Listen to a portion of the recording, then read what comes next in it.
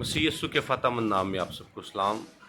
मैं खुदा का खादम पास्टर शान आपका भाई आज सुबह आप सबसे एक बड़ी प्यारी बात शेयर करने वाला हूँ। खुदा की कलाम में से ज़बूर 119 में लिखा है, खुदा का बंदा दाऊद कहता है, आए खुदावन तेरा कलाम मेरे कदमों के लिए चिराग और मेरी राह के लिए रोशनी है। आज सुबह आपसे एक सवाल करना चाहता हूँ।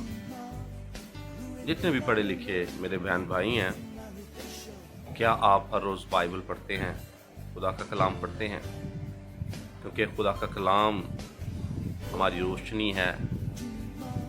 खुदा के कलाम से हमें तक़वियत मिलती, तसल्ली मिलती, इत्मीनान मिलता, शादमानी मिलती और मसीह में कायम रहने के लिए खुदा के कलाम से हिदायत मिलती है।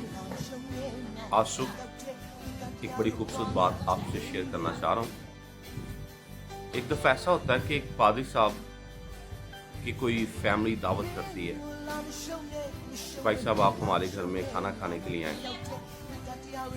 जब भाई साहब को बुलाया जाता है, भाई साहब कहते हैं ठीक है, मैं आपको बताऊंगा जिस दिन मेरे पास टाइम होगा उस दिन आप मेरा खाना बनाइएगा, मैं आपके घर में खाना खाने आऊँगा। तो ऐसा होता है पादरी साहब वहाँ पर खाना खाने के लिए जाते हैं और जब वहाँ पर वो खाना खाने जाते हैं तो खाना खा के वापस आ जाते हैं।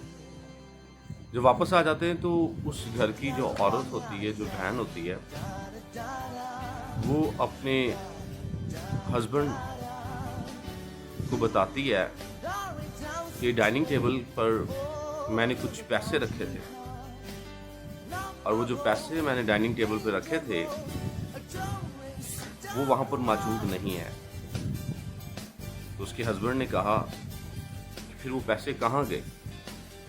तो वो आपस में सवालात जवाबात करने लगे कि हमने सिर्फ आज भाई साहब का खाना बनाया और किसी को अपने घर में नहीं बुलाया और ना ही कोई आया है। वो ना तो ये पैसे पादी साहब ही उठाकर लेकर गए हैं। अब भाई साहब जो थे उन्होंने खाना खाया, उन्हें कहा मुझे इजाज़त दें, मैंने किसी और घर में विज़िट करने जाना, वो चले गए।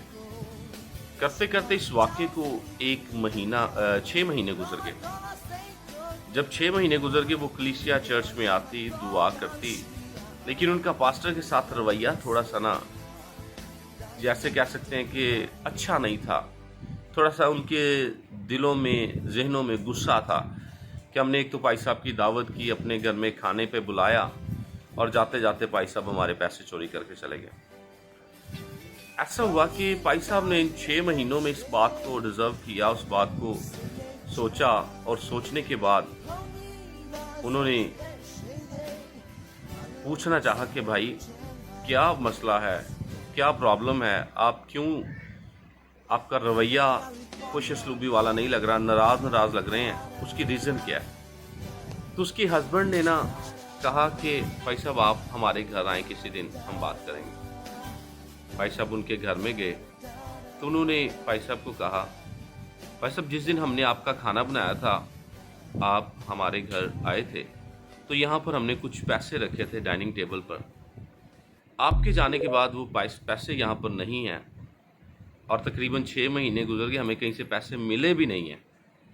इस वजह से हमारा रवैया आपके साथ थोड़ा सा नाराज़गी वाला है।